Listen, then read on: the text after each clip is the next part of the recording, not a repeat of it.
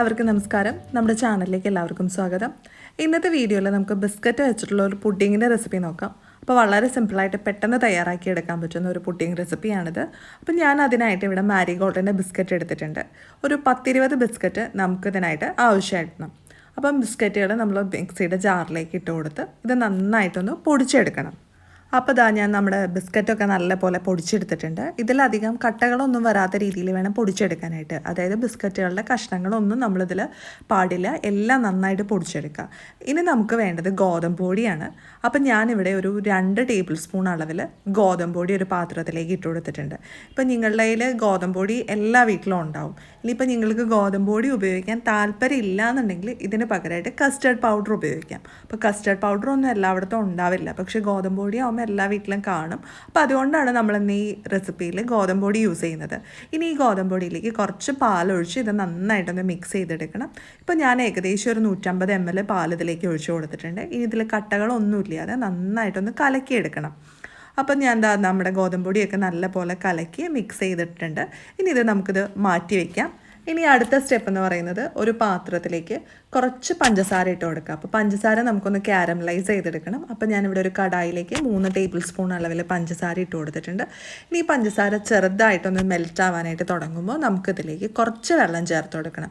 ഒരു 1.5 table spoon അളവിലാണ് ഞാനിവിടെ വെള്ളം ചേർത്ത് കൊടുത്തിരിക്കുന്നത്. ഈ വെള്ളം കൂടെ ചേർത്ത് ഇത് നന്നായിട്ടൊന്ന് ക്യാരമലൈസ് ചെയ്തെടുക്കണം.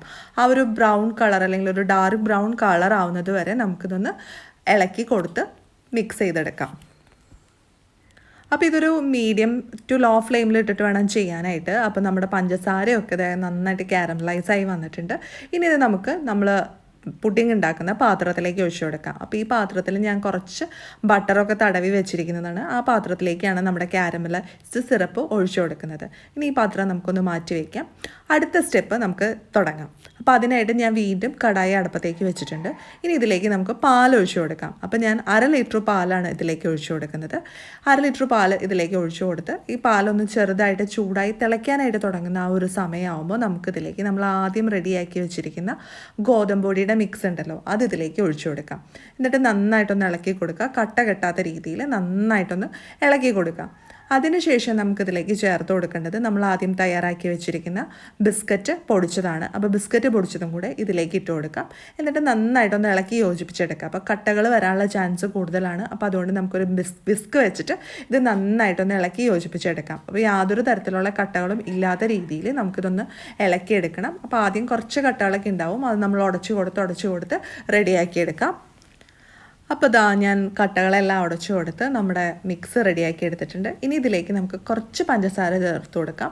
ഒരുപാട് ചേർത്ത് കൊടുക്കേണ്ട ആവശ്യമില്ല, കാരണം ബിസ്ക്കറ്റിന് കുറച്ച് മധുരം ഉണ്ടാവും. അപ്പോൾ അതുകൊണ്ട് നമ്മളൊരു 3 ടേബിൾ സ്പൂൺ അളവിൽ പഞ്ചസാര ഇതിലേക്ക് ചേർത്ത് കൊടുത്തിട്ടുണ്ട്. ഇനി ഇത് നന്നായിട്ടൊന്ന് മിക്സ് ചെയ്യുക. പഞ്ചസാരയൊക്കെ ഒന്ന് നന്നായി അലിഞ്ഞ് വരണം. അപ്പോൾ ഈ ഒരു കൺസിസ്റ്റൻസി ആകുമ്പോൾ നമുക്ക് സ്റ്റവ് ഓഫ് ചെയ്യാം.